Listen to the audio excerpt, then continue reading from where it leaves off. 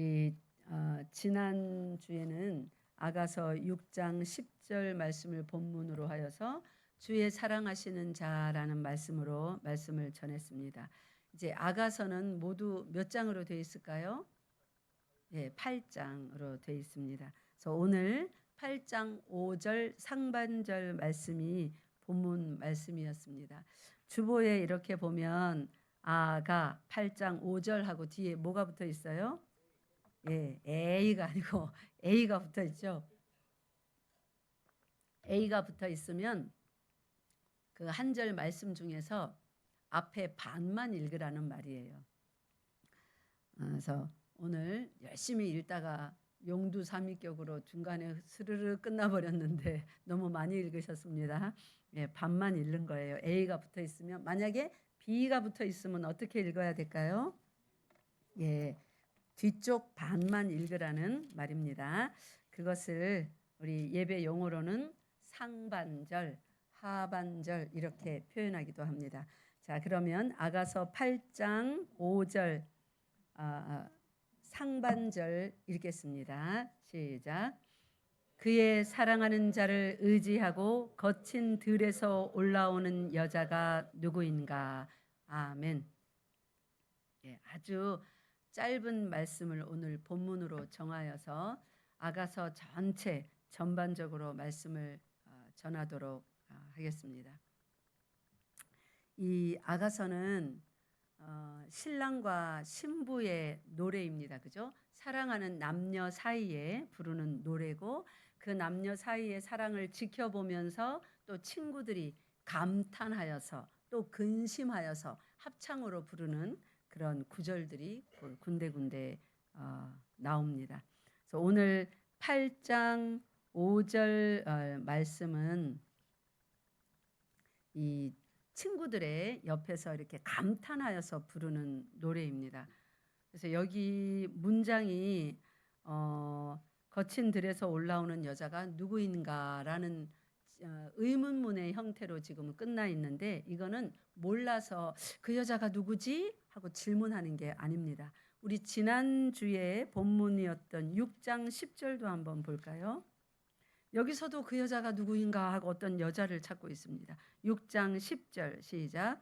아침 빛같이 뚜렷하고 달같이 아름답고 해같이 맑고 깃발을 세운 군대같이 당당한 여자가 누구인가.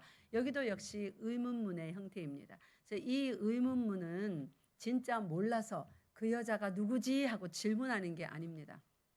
여러분, 수사학이라는 게 있죠. 저 헬레니즘 시대에 아주 꽃을 피웠던, 말을 어떻게 잘해서 상대방을 설득하여서 내 주장이 받아들여지게 할까 하는 것에 관련된 말 잘하는 하게 하는 그런 학문입니다. 그걸 학문적으로 이제 정리해 놓은 거예요. 그걸 수사학이라고 하는데 rhetorics라고 합니다.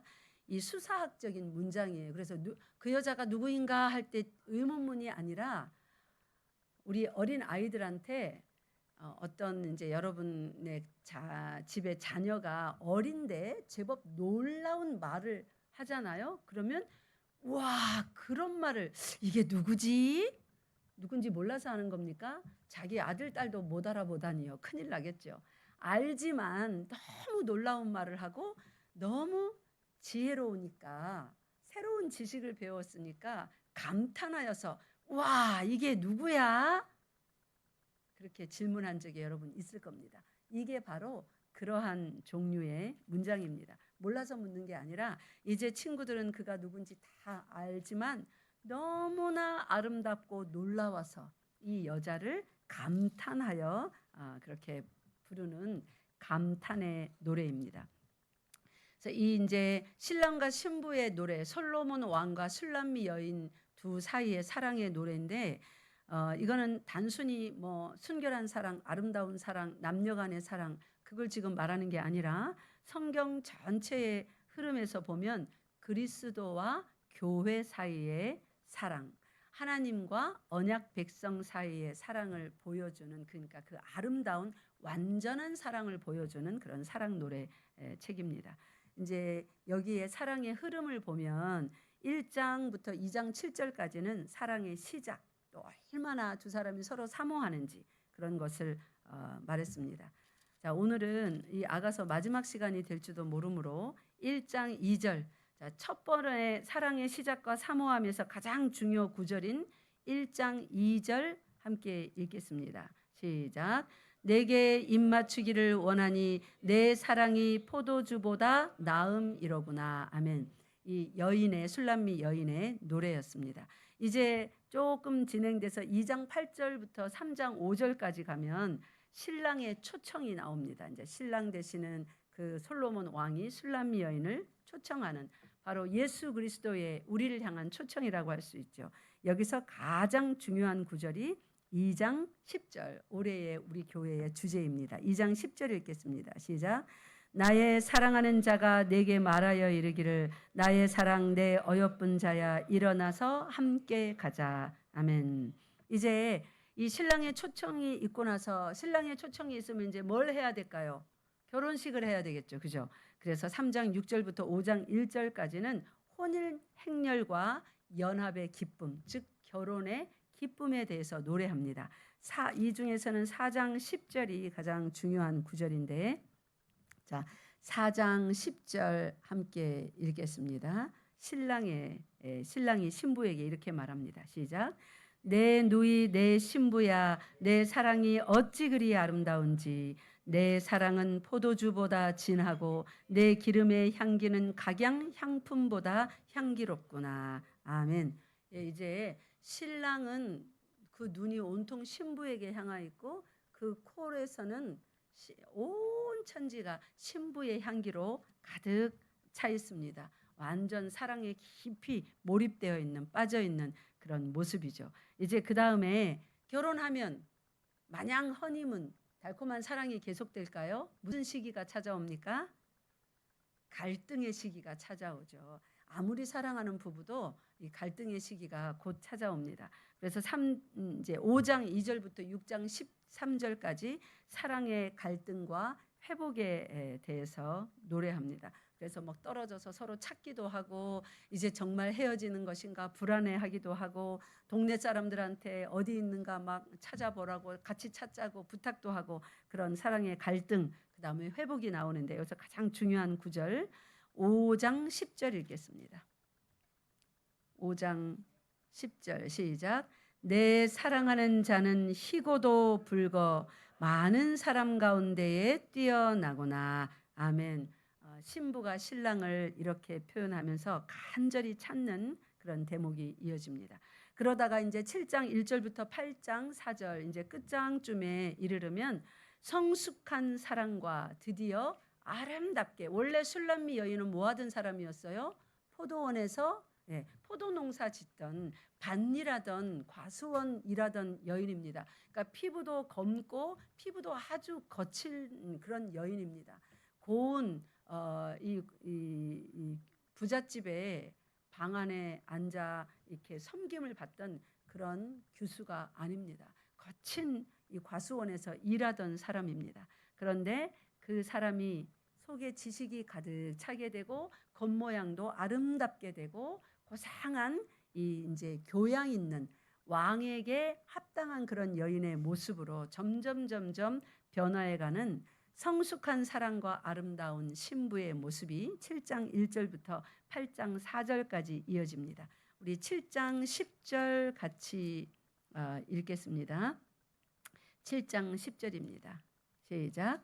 나는 내 사랑하는 자에게 속하였도다. 그가 나를 사모하는구나. 아멘. 이전에 이 여인은 내 사랑하는 자는 내게 속하였고 나는 그에게 속하였도다 하면서 그 사랑하는 자가 자기 자신에게 속하였음을 막 강조하였습니다. 행여나 이 사랑하는 자가 자신에게 멀어질까 봐 비교하니까 신분 차이가 뭐 엄청난 거예요. 그런데 이제 끝장쯤에 다다라서 7장 10절에 오니까 그 사랑이 얼마나 성숙했냐면 자신이 자기가 사랑하는 자에게 속하였음을, 이 7장 10절은 여인의 노래입니다. 사랑하는 관계에 있어서는 내가 노래할 때는 내가 그 사람에게 속하였음을 자랑이 해야 됩니다. 왜 내가 그 사람한테 속해야 돼? 이렇게 말하면 아직 완전한 사랑이 아니에요. 진짜 사랑한다면 내가 그 사람한테 속하게 되는 것을 기뻐합니다. 맞습니까? 예, 처음에 사랑하는 남녀를 생각해 보세요. 뭐 나는 자기 거 막 이렇게 오글거리는 말을 하면서 사귀잖아요. 그죠? 아니 뭐 그렇게까지 말할 필요 없어. 너는 나한테 안 속해도 돼. 독립적으로 살아.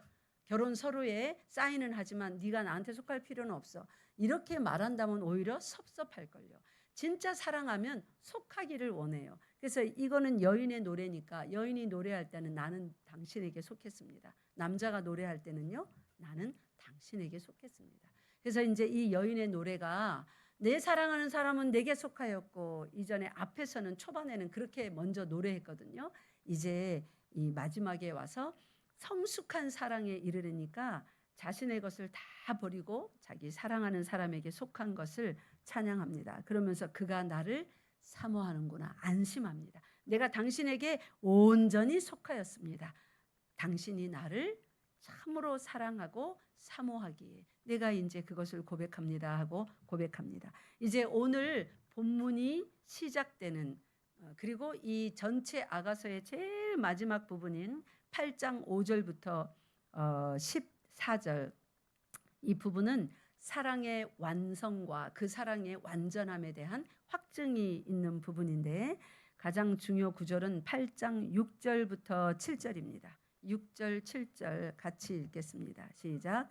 너는 나를 도장같이 마음에 품고 도장같이 팔에 두라. 사랑은 죽음같이 강하고 질투는 수월같이 잔인하며 불길같이 일어나니 그 기세가 여호와의 불과 같으니라. 많은 물도 이 사랑을 끄지 못하겠고 홍수라도 삼키지 못하나니 사람이 그의 온 가산을 다 주고 사랑과 바꾸려 할지라도 오히려 멸시를 받으리라. 아멘. 이 부분을 다음 주에 한 번 더 말씀을 전하고 아가서를 마칠 수도 있습니다. 자, 일단은 오늘은 이 6절 7절이 본문이 아니라 5절 상반절만 본문으로 잡았습니다. 이것은 그 여인이 도대체 누군가 하는 지난주에 주의 사랑하는 자 어떤 모습이었는지 그 여인의 정체를 우리가 밝혀보았습니다. 아직 기억합니까 혹시? 아침 빛같이 그 다음 뭐예요? 뚜렷하고 달같이 아름답고 해같이 맑고 깃발을 세운 군대같이 당당한 여자가 누구인가? 다시 한번 해봅시다. 아가서 6장 10절. 이것이 교회의 정체성입니다. 우리의 정체란 말이에요.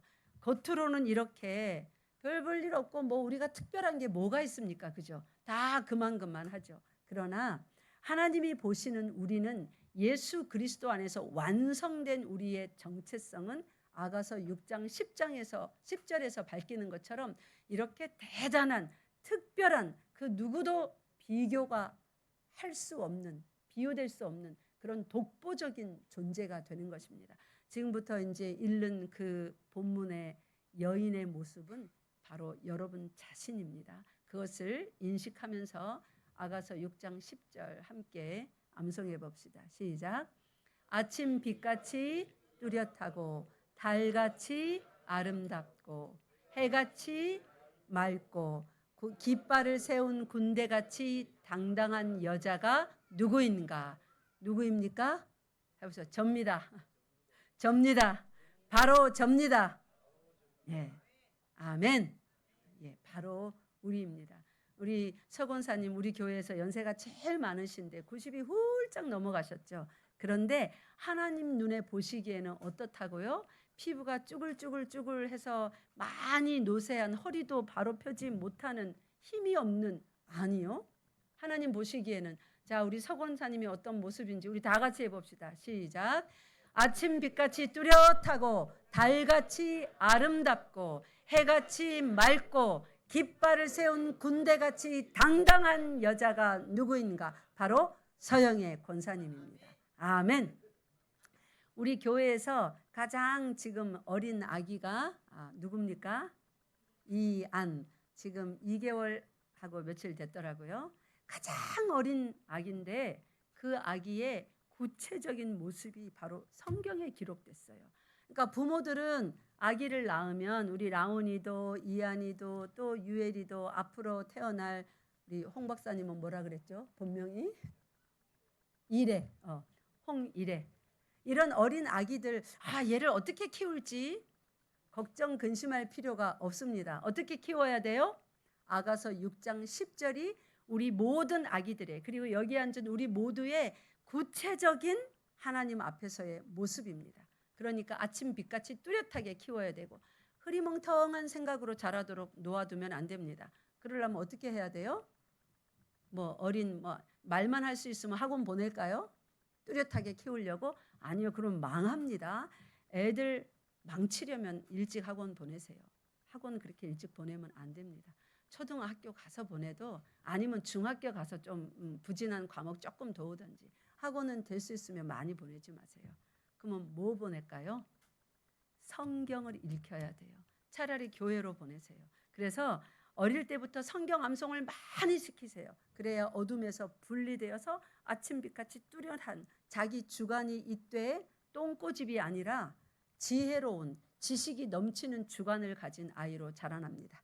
그래서 하나님의 영광의 빛을 받아서 발산합니다. 그것이 뭐예요? 달처럼 아름다운 아이예요. 해처럼 맑은, 심령이 복잡한 세상의 이기심, 질투심, 시기심, 내가 더 많이 가지고 내가 높아지고자 하는 그러한 마음이 아니라 해처럼 맑습니다. 해는 아무도 가까이 가지 못합니다. 세상 사람들이 두려워하는 존재거든요. 그래서 신으로 섬기기까지 하지 않습니까? 여러분의 아이들이 해처럼 권위 있고 지혜롭고 머리가 될지언정 꼬리가 되지 않는, 그래서 깃발을 세운 군대같이 당당한 소년이요 소녀요 교회로 키우고 싶으시면 딱 붙여놓고 우리 아이는 내가 이렇게 키우리라. 아이를 위하여 기도하고 그렇게 키우시기 바랍니다. 예.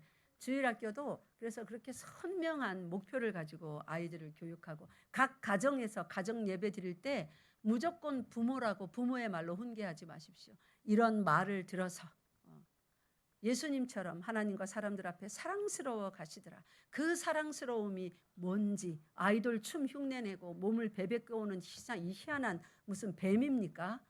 이상한 춤추게 하고 그런 거 하지 말고, 그렇다고 춤 못 추라는 게 아니에요. 춤추게 하십시오. 그러나 세상의 춤보다 하나님 나라에서 하나님의 영광을 위한 그 춤, 그 노래, 그 말씀을 어렸을 때부터 깊이 있게 암송하고 가르치라는 말입니다. 그래서 그것이 우리의 정체성인데, 그러한 정체를 가진 여인은 오늘 여기 8장 5절에 보니까 상반절에 그 여자가 이제 어떻게 사는지 보세요. 오늘 이 말씀은 그런 정체성을 가진 여자가 정말로 그의 사랑하는 자를 의지하여서 장엄하게 위험 있게 고난과 환난이 많은 가운데에서 올라오는 그 모습을 보여줍니다. 세상 사람은 고난이 겹겹이 겹치면 어떻게 됩니까? 얼굴도 찌들고 생각도 찌들고 삶도 찌들어서 아이고 죽겠다, 아이고 죽겠다, 내 팔자야 이러면서 점점 용기를 잃어갑니다. 살아보려고 발버둥 치다가 도저히 길이 안 열리면, 동서남북이 다 막혔으면 그 다음 어떻게 돼요? 용기를 잃어갑니다. 그런데 하나님의 사랑을 받는 자, 아까 깃발을 든 여자같이 당당한 군대 같은 여자가 누구인가? 그 하나님의 사랑을 받는 하나님의 교회요 성도인 여자는 어떻게 나오는가? 거친 들에서 올라오는 여자로 오늘 말씀에 표현을 하고 있습니다. 이 질문은 이 단순한 한 여인 보고 야 대단하다, 저 여자 진짜 생활력 강하다 이러면서 놀라는 그러한 감탄의 표현, 그런 단순한 표현이 아닙니다. 이것도 성경 전체적인 구속사의 의미로 보면 그리스도의 사랑을 입은 교회, 사랑하는 아버지 하나님의 사랑을 입은 그 교회가 신랑 되신 예수 그리스도, 우리의 힘은 다 어디에서 옵니까? 빛도 하나님으로부터 받아서 달은 빛을 내지 않는다고 했죠. 그죠? 달은 자기 빛이 없습니다. 해는 빛이 있지만 달은 누구로부터 빛을 받아서 우리가 달빛 이렇게 말하게 합니까? 해로부터 빛을 받는 거예요. 그죠? 똑같습니다. 하나님이 세상을 창조하실 때 이 구원의 원리를, 하나님의 영광과 그 백성의 관계의 원리를 피조물 가운데 정말 여러분 과학이나 뭐 이런 하늘의 별들, 식물의 자람, 계절의 변화 이런 걸 보면 구원의 원리가 여기 담뿍 담겨 있습니다. 그래서 우리들도 우리 자체로는 빛이 없어요. 사람이 아무리 잘나봐야 거기서 빛이 나오지 않습니다. 그러나 아무리 사람이 보기에 겉모습으로 못나 보일지라도 하나님이 그 속에 충만하면 빛이 나기 시작합니다. 감히 다른 사람이, 박사학위 가진 사람이 생각도 하지 못한 생각을 합니다. 말을 합니다. 여러분 존스 홉킨스라고 미국의 뉴욕주에 대학교가 하나 있어요. 의과대학으로 가장 유명하죠. 거기 가면 유일하게 흑인으로서 박사학위를 받은 인물이 이렇게 복도에 이제 그 유명한 그 학교에 공로가 있는 사람들 사진이 쫙 걸려 있는데 비비안이라는 흑인이 한 명이 딱 걸려 있습니다. 그 사람은 정말로 세상에서 천대받고 그가 살았던 시대는 흑인은 출근을 해도 이 백인들이 들어가는 입구로 못 가요. 노동자들이 들어가는 뒷문, 딴문으로 가서 다 신상 기록을 매일매일 해야 되고 허락을 받아야 되고 정말로 탁월한 의학계에서 업적을 많이 남겼는데 전부 다 그와 함께 일했던 백인 교수의 이름으로 다 나가고 그의 이름은 하나도 나가지 못하고 너무나 실망해서 나갔다가 학교를 떠났다가 세상에 어디를 가도 거기만큼 즐거운 곳은 없으니까 자기를 알아주지 않더라도 자기는 그 일이 너무 좋아서 이제 다시 돌아가서 핍박 가운데서도 그냥 묵묵히 일할 때에 결국은 사람들이 그 자기의 스승이었던 그 백인 교수, 그 교수의 빛이 그 사람을 통하여서 나가는 기독교 영화는 아니지만 거기에도 그런 원리가 있더라고요. 그래서 끝까지 묵묵히 참을고 자기 일에 평생을 바칠 때에 결국은 그 자기의 선배이고 스승이었던 그 백인 교수의 그 은덕을 힘입어 그의 이름이 나게 되고 아예 이제 박사학위 공부도 못하게 했었는데 그 학교에서 박사가 되어서 복도에 그 사진이 걸리는 그래서 눈물 지으며 자기 인생을 회고하는 그러한 이제 모습을 그리는 그런 영화였습니다. 그 사람은 기독교인 맞아요. 그리고 제목이 신이 빚은 작품처럼이라는 제목인데 여러분 한 번씩 그 영화 봐보시기 바랍니다. 우리는 이렇게 내 자신으로는 아무 능력도 없고 힘이 없어도 하나님께서 우리를 붙잡았음을 믿는다면 이 영화의 주인공이 그 백인 교수가 자기를 발탁해서 붙잡아 주었거든요.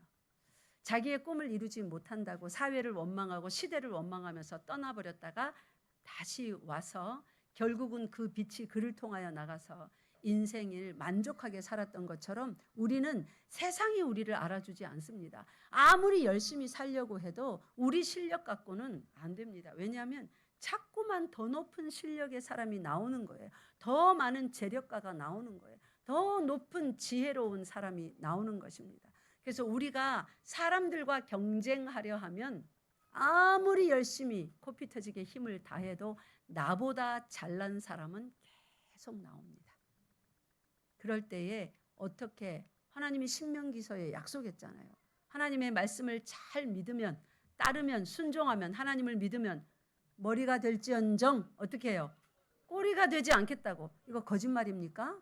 몇몇 사람에게만 허락하신 겁니까? 아니요. 그 말씀을 믿는 우리 모두에게 주셨습니다. 믿습니까? 네. 여러분이 사는 각 그 분야에서 여러분은 전부 다 머리가 되기로 예정된 사람이에요. 탁월한 생각과 탁월한 말과 탁월한 행동을 할 수 있는. 그런데 왜 그렇게 못하는 거예요? 말씀대로 안 살 때 그렇게 안 되는 것입니다. 사람이 여러분들을 보면서 어떤 빛을 두렵도록 느낄 수 있는 그런 여러분이 예정된 사람이에요.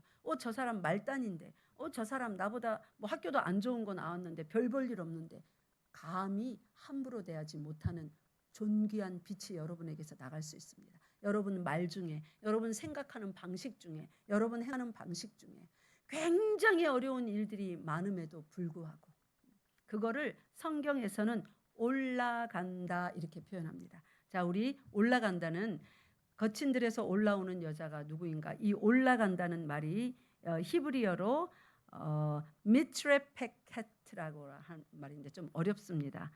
미트라페켓 따라해 볼까요? 미트라페켓. 역시 연합 예배를 통해서 영어 회중과 같이 예배를 많이 드려서 그런지 발음 잘하시네요. 미트라페켓이라는 단어는 이 구약 성경에서 그렇게 흔하게 쓰인 단어가 아닙니다. 이 미트라페켓은 기대다, 의지하다, 몸을 맡기다, 가까이 붙어 있다 이 말이에요. 그러니까 올라간다 이 말을, 올라오는 여자가 누구인가 할 때 세상에서 치면 자기 힘으로 올라가기 위해서 라인을 타야죠. 부장님, 뭐 과장님, 이사님 잘 만나야죠, 그죠? 부사장님. 그래서 손이 발바닥 되도록 빕니다. 때 철철이 명절 되면 맛있는 거 갖다 드려야 되고 선물 챙겨야 됩니다. 뇌물 안 된다고 법으로 정했지만 법의 테두리 밖에서 또 법의 테두리만큼 최선을 다해서 뭔가 어필을 해야 돼요. 그래야 올라갈 수 있습니다. 그런데 성경에서 이 올라간다는 기대해서 내가 올라가는 게 아니라 바짝 기대 있으면 누가 딴 사람이 올라가는데 너무 바짝 기대 있고 몸을 맡기고 의지하고 있기 때문에 내가 힘쓰지 않아도 그분이 올라가는 그 길로 내가 그냥 딸려서 올라가는 걸 말하는 거예요. 그래서 여기 거친 들에서 올라오는 여자가 누구인가 할 때 이 올라간다는 것은 스스로 힘써서 올라가는 걸 말하는 게 아닙니다. 오히려 반대입니다. 거친 들에서 살 때에 여러분 막 사람들은 이거를 벗어나려고 온갖 힘을 다 씁니다. 어떻게 하면 내가 잘 살아볼까? 어떻게 하면 이 빚을 내가 해결할까? 온갖 힘을 막 다 써서 몸부림을 치는데 해결이 잘 안 되는 거예요. 그런데 하나님은 우리에게 뭘 원하시냐면 힘듦을 잠깐 허락하시고 경제적인 어려움, 마음의 힘듦, 관계의 깨어짐, 또 질병 이런 걸 잠깐 허락하실 때는 더 열심히 노력해보라가 아니라 안 된다는 것을 인정하라고 주시는 어려움들입니다. 기댈 곳에게 찾아라. 기댈 분을 찾아라. 그래서 기대라. 네가 할 수 있는 게 아니야. 너는 할 수 없다는 것을 고백해라. 할 수 없음을 시인하라. 그렇게 주시는 고난이에요. 이스라엘 백성들이 광야에서 뭐 배웠습니까? 자신의 힘으로는 살아갈 수 없다는 거. 그래서 온전히 누구를 의지해야 됐어요? 여호와 하나님을. 그러니까 아무것도 없는 메마른 곳이 광야입니다. 슬픈 곳, 외로운 곳, 쓸쓸한 곳, 언제라도 죽을 수도 있는 곳, 실패가 항상 내 앞에 도사리고 있는 곳, 그게 광야입니다. 여러분 삶이 그렇지 않습니까? 언제라도 실패할 수 있습니다. 그죠? 언제라도 낙오될 수 있습니다. 항시 외로움에 잘 처해집니다. 계속 뭔가 목이 마릅니다. 이거 광야 아닙니까? 그 광야에서 우리에게 원하시는 것은 그래도 일어나라. 그래도 정신 차려야지. 힘을 내라. 이게 아니에요. 힘들지? 어렵지? 그거 봐. 네가 할 수 없는 거야. 나에게 기대해. 주 예수 그리스도를 부르는 자는 구원을 얻으리로다. 그 말씀 그대로입니다. 왜 밤낮으로 그렇게 힘든데 내 이름 부르지 않니? 나한테 기대지 않니? 이거는 네가 올라갈 수 있는 길이 아니야. 스스로 가지 못해. 내 이름을 불러라. 내가 참으로 너를 도와줄 것이야. 나의 의로운 오른손으로 내밀어서 너를 붙잡아 줄 것이니 불러라. 간절히 찾으라. 그거예요. 못한다는 것을 인정하라는 거예요. 그리고 어떻게 하라고요? 미트라페켓. 누구에게 기대라고요? 나의 주인 되시는 예수 그리스도, 신랑 되시는 그분께 완전히 기대라고요. 그렇게 확 기대면 어떤 일이 일어납니까? 드디어 올라가는 일이 일어납니다. 이 올라오는 이것은 히브리어도 올라프예요. 굉장히 말이 비슷하죠. 따라해 봅시다. 올라프. 올라프. 예. 이거는 단순히 이동한다는 게 아니에요. 에스컬레이터 타면 이렇게 위치가 올라가는 걸로 이동하죠. 엘리베이터 타면은 위로 올라가죠. 위치의 이동만을 말하는 단어가 아닙니다. 낮은 곳에서 높은 곳으로 올라가는 방향성을 가진 말인데, 성경서 올라간다는 이 표현은 하물며 예루살렘이 조금 산 위에 동네입니다. 그래서 항상 예루살렘 성을 향하여 올라간다 이런 표현을 많이 하는데, 갈릴리가 더 높은 지역입니다. 갈릴리에서 예루살렘으로는, 예루살렘이 좀 높아도 갈릴리보다는 낮거든요. 갈릴리는 북쪽이잖아요, 그죠? 거기서 예루살렘을 향하여 올 때 성경에 보면 죄다 어떻게 표현합니까? 내려간다고 합니까? 예루살렘을 향하여 올라간다고 합니까? 올라간다고 합니다. 그는 방향성을 가지고 하는 말이라서 그래요. 그럼 어떤 방향성이냐? 성경에서 올라간다는 표현은 예루살렘, 성전, 하나님 앞 또는 약속의 성취를 향한 움직임, 이런 것과 연결해서 항상 올라간다는 표현을 합니다. 그래서 우리가 찬송가에도 그 주를 앙모하는 자 올라가입니다. 예수 그리스도께서 말씀하신 나를 따라오라 하는 길, 정결한 길, 선결한 길, 진리의 길, 정직한 길, 성실한 길, 신실한 길, 예수님이 가신 길, 한 번 약속하신 모든 것을 지키시고 우리를 따라오라 하신 그 거룩의 길, 그리로 우리가 이렇게 걸어가는데, 그것은 이 땅에서 위로 이렇게 올라가는 길이에요. 수평 이동해서 저 끝까지 결승선까지 가는 게 아니라 위로 올라가는 거예요. 그래서 찬송가에 있죠. 저 높은 곳을 향하여 날마다 나아갑니다.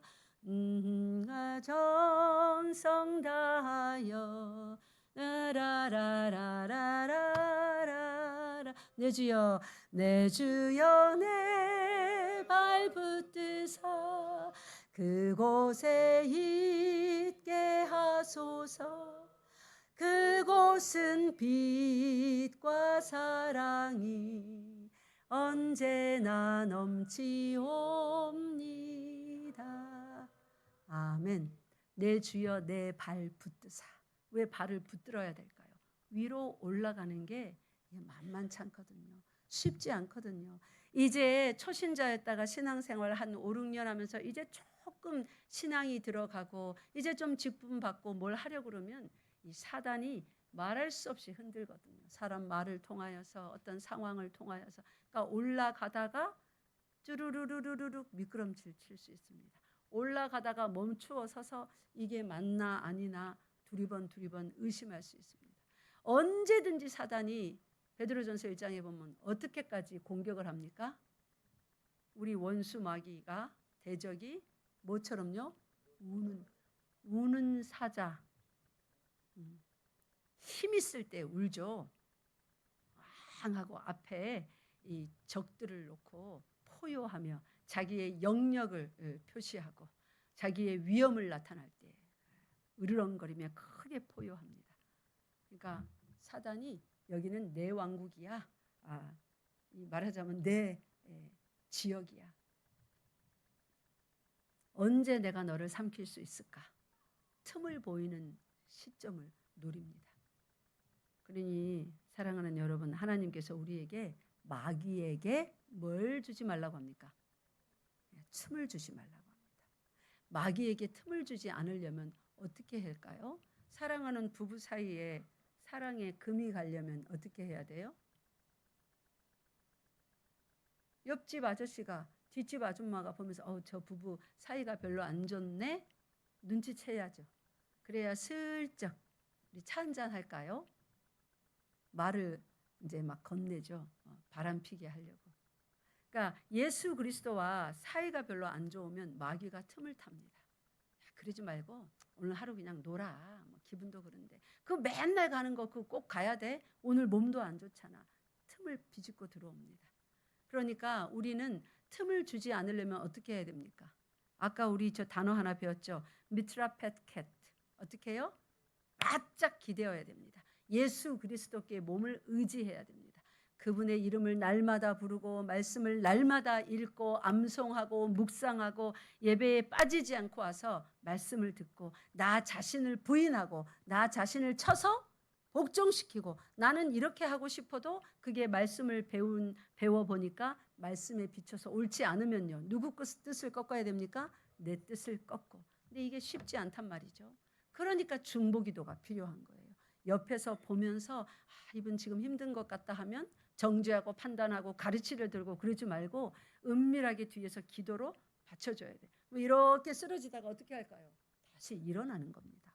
그래서 여러분이 쓰러지지 않고 이렇게 신앙생활하는 거, 제가 쓰러지지 않고 목회하는 거 다 누구 때문이에요? 첫 번째, 예수 그리스도 때문입니다. 두 번째, 누군가 우리를 위해서 기도해주는 그 형제 자매, 기도의 중보 기도의 일꾼들 때문입니다. 그래서 여러분이 지금 이렇게 나와서 예배드리는 이것은 여러분이 잘나서가 아니에요. 여러분도 신실하지만 그 옆에 누가 있음입니까?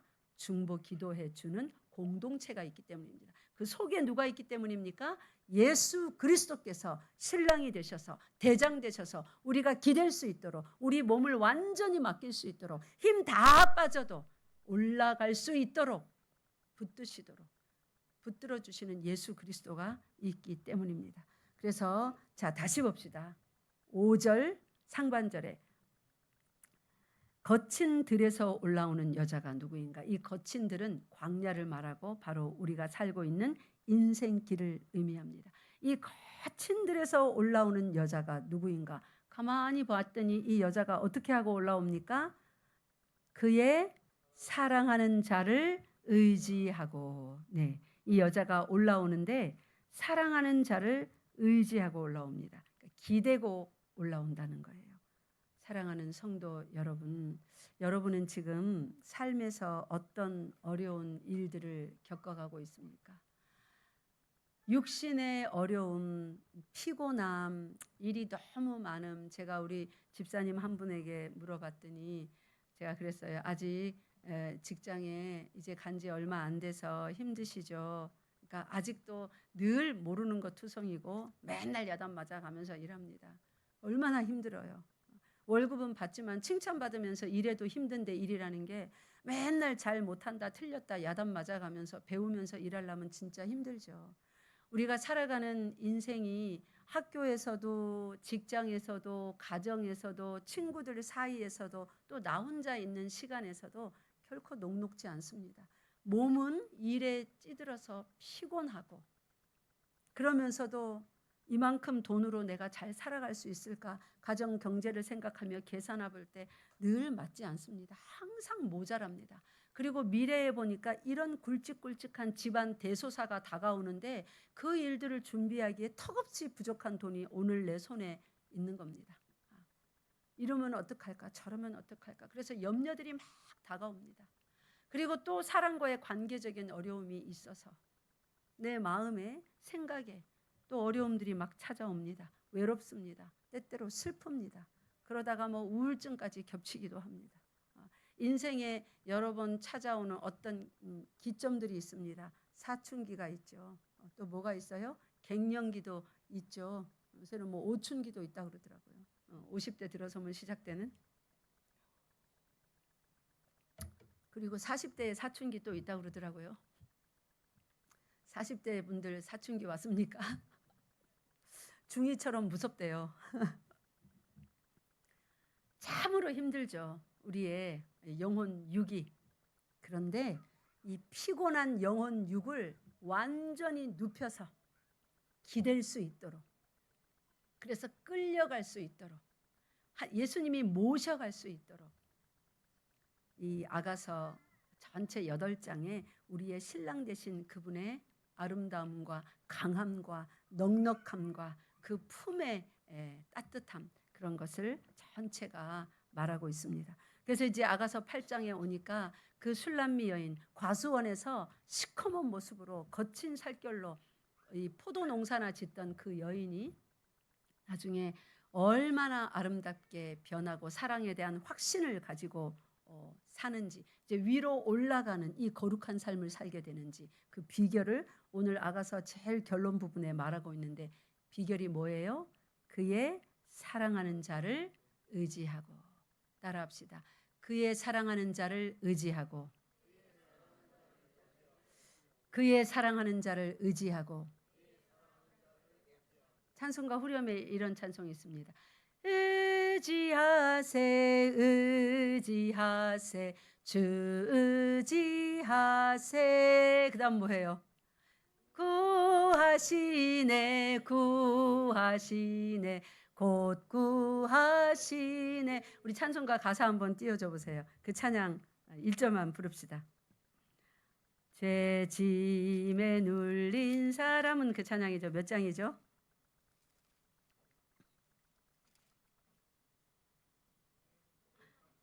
536장. 제가 이번 주에도 여러 파트에서 뭐 외국인 뭐 한국인 여러 파트에서 목사님 큰일 났어요. 이 형제가 이 자매가 뭐 또 어떤 것도 사고가 난 사진까지 피 막 줄줄 흘려갖고 뭐 사진도 오고 참 힘든 보고들을 많이 받았습니다. 그런데 그런 일을 처음에 볼 때는 덜컹 가슴이 그럴라다가 제가 이제 목회를 조금 이제 여러 해를 지내다 보니 저기 바둑도 7단, 9단 뭐 이렇게 있잖아요. 그죠? 제가 이제 목회 단수가 높아졌어요. 그 보고를 받을 때는 어이쿠 싶은데 순간 몇 초 상간에 기도할 때에 앞에 몇 수가 읽어지는 거예요. 하나님께서 이 일을 통하여서 어디로 데리고 가기를 원하시는지 제가 너무 감사했습니다. 제가 몇 수가 읽어지는 거예요. 그래서 하나님 참 감사합니다. 그렇다면 제가 이 일에 대해서 요렇게 진행하도록 그렇게 하면 될까요? 또 기도했습니다.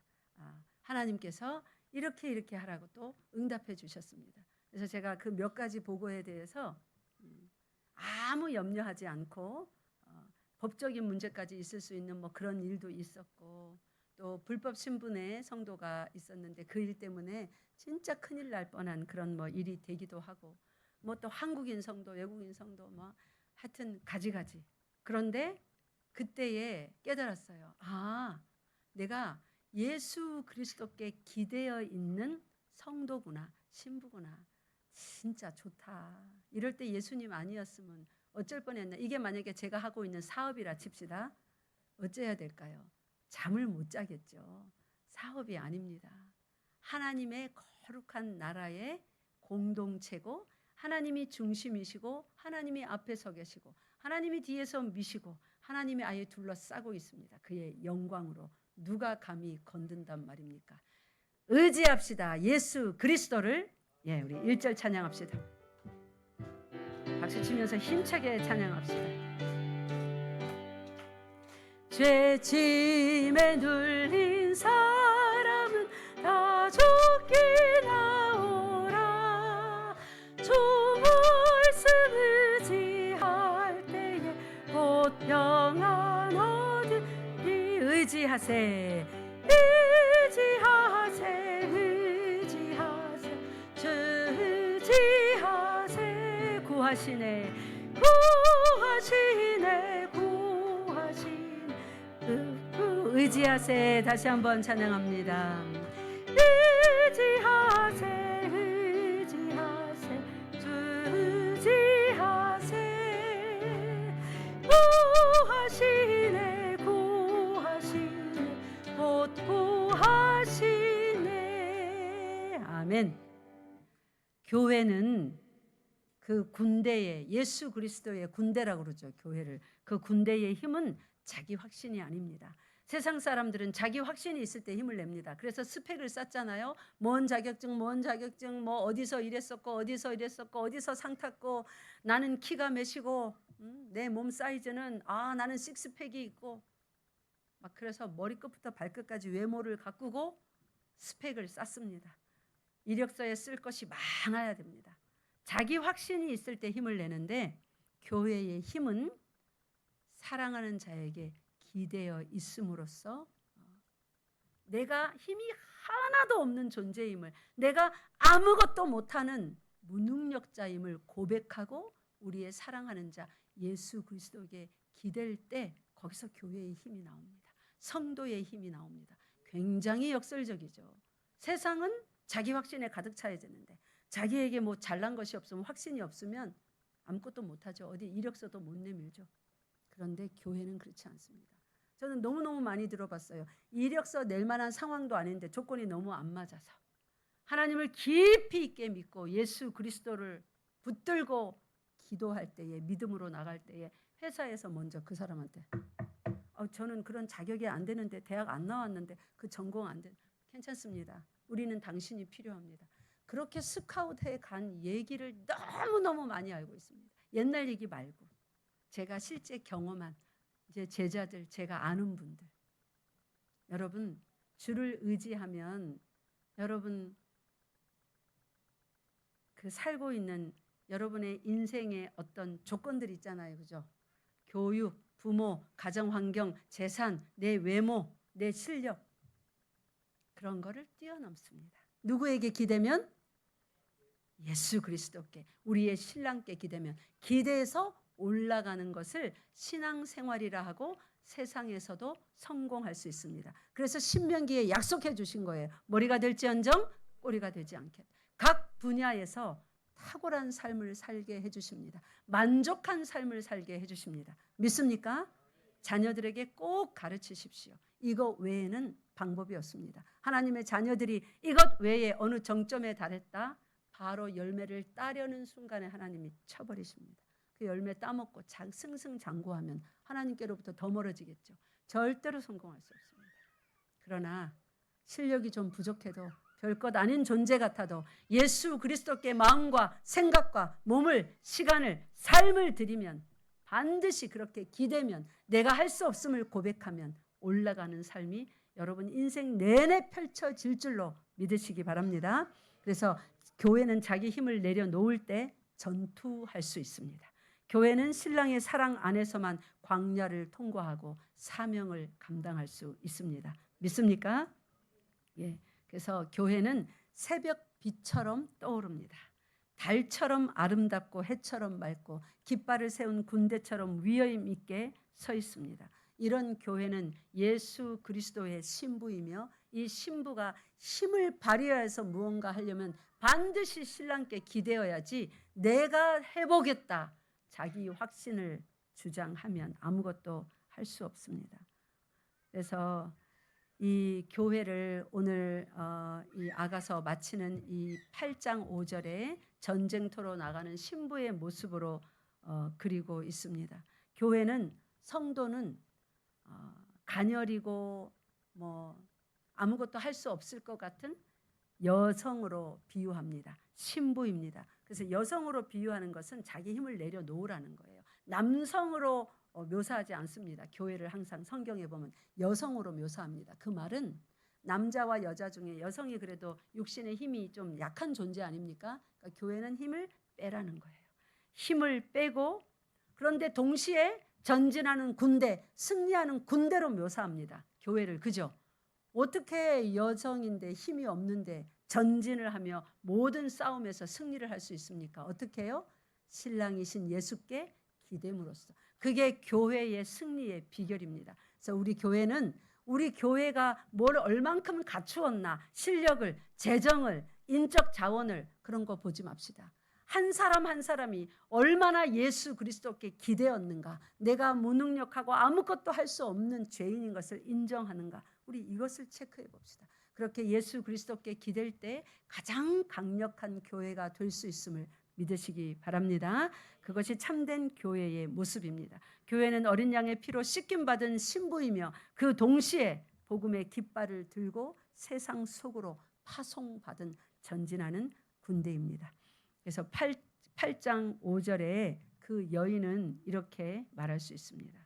교회는 광야에서 올라오는, 많은 거친 환경 속에서 우리 교회가 그동안 많은 힘든 일도 겪어왔습니다. 한 번도 쓰러지지 않았습니다. 그게 교회이기 때문에 그래요. 어려운 일은 항시 다가옵니다. 여러분 삶에도 어려운 일은 항시 다가옵니다. 세상 사람들은 쓰러지기도 합니다. 교회는요, 어떤 일이 다가와도 쓰러지지 않는 것이 교회의 속성입니다. 믿습니까? 그래서 여러분 인생에 다가오는 어려움, 우리 교회에 앞으로 또 다가올 수 있는 어려움, 우리 두려워하지 맙시다. 어려움이 다가올 때 지나갈 수 있는 방법은 뭐입니까? 그리스도에게 바짝 기대는 거, 몸을 맡기는 거, 도와달라고 부르짖는 거, 그것만 믿음으로 할 때에 절대로 교회는 쓰러지지 않습니다. 오히려 깃발을 높이 든 군대처럼 광야에서 위로 올라가는 교회로 세상 가운데, 여러분 인생 가운데 계속 그 정확한 모습을 드러낼 것입니다. 그래서 하나님을 찬양하는 자로 살며 다스림을 받는 자로 살며 이번 한 주간도 예수님께 기대어서 예수님의 인도함을 받는 승리하는 한 주간 되시기 바랍니다. 자, 우리의 정체성 다시 한번 말하고 마치겠습니다. 교회는 시작. 아침 빛처럼 뚜렷하고 달같이 아름답고 해같이 맑고 깃발을 세운 군대같이 당당한 여자. 그 여자가 누구입니까? 바로 나입니다. 바로 나입니다. 시작. 바로 나입니다. 바로 우리입니다. 시작. 바로 우리입니다. 기도하겠습니다. 하나님 아버지, 그런 아름다운 여자가 바로 우리임을, 열방교회임을 깨닫게 하시니 참으로 감사합니다. 한 주간 살 때에 또 우리 평생을 살아갈 때에 어려운 일이 닥친다 하여서 두려워하지 않게 하여 주시옵소서. 어려움은 언제든 항시 닥칠 수 있으나 우리가 예수께 기대어서 예수님과 함께 전진할 때에 모든 어려움은 우리가 헤쳐나갈 수 있고 승리할 수 있음을 고백합니다. 승리를 주시는 하나님께 감사드리며 우리 주 예수 그리스도 이름으로 기도드리옵나이다. 아멘.